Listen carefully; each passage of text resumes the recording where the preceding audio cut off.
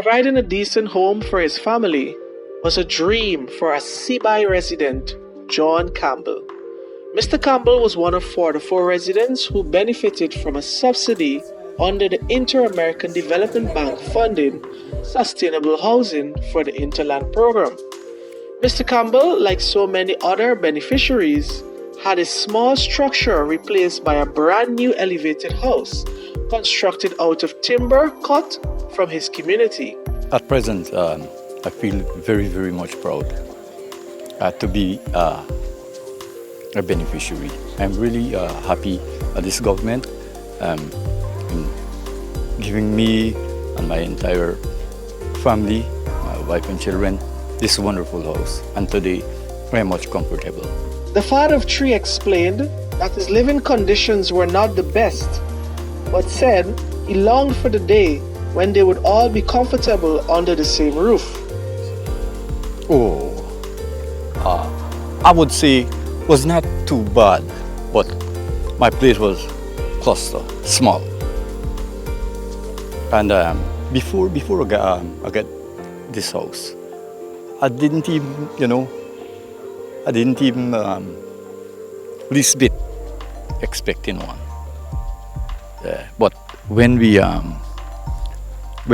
housing people come and they call out the different names, beneficiary, I was on the list. And at that day, I was so proud. Another full house recipient, Mr. Theodore LaRose, said he was grateful for his new home. I feel proud to get a better home than the one I had before, a little shed. And I must praise God for the government and all those who donated this money for getting a better home for me to live in. Onika Jones, a mother of 5, said her family received a roof replacement subsidy, which she described as a blessing. The way we used to live for us was not a comfortable place. We had a small house without no room or nothing, but now I live in comfortable and I feel real good about it. Ms. Jones shares the home with her husband and 5 children. Chief Executive Officer of the Central Housing and Planning Authority, Mr. Leland Saul, said through projects such as these, the agency is fulfilling its vision and that of President David Granger. We have a vision, and that vision is to create cohesive, sustainable, and empowered community. The vision of His Excellency, the President of Guyana, Brigadier David Granger, is to bridge that gap between the coastal region and the hinterland region. And our effort here today, by making available affordable housing, is one of the things that we are doing to ensure that we bridge that gap. And you have to understand the outcomes that we can see from you having better living condition. We expect in the medium to long term that the health of beneficiary will improve, the education, because your kids have a much more comfortable place where they can read, where they can study, and so on. And that is why we are doing this program. We will continue to support all communities across Guyana. But of course, we need your assistance when we come into your community, and we need your support.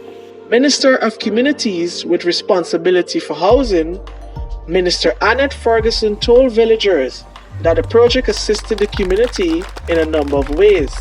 And I'm happy that, the CHMPA made a decision to have the materials sourced from within the community so that the people in the community can now become empowered. That is one. You're able to, generate monies from the project that would have, gone back into your community for further development. This is what your government is all about, right? And, we promise the good life. And the good life is that, and I think MP Allen made it very clearly, the good life is not just us bringing handouts to you. By the mere fact these projects were brought to region number 1, it would have created employment for the young people within your community. And with the support from the technical staff of Central Housing and Planning Authority, these young people would have been able to acquire additional skill, be it at the semi-level or at the full level. So they now can branch off and become their own contractors working for other people within the community. $3.1 million was budgeted to finance the program during the period 2016 to 2019. The program is geared towards improving the livability of low-income families in selected hinterland communities.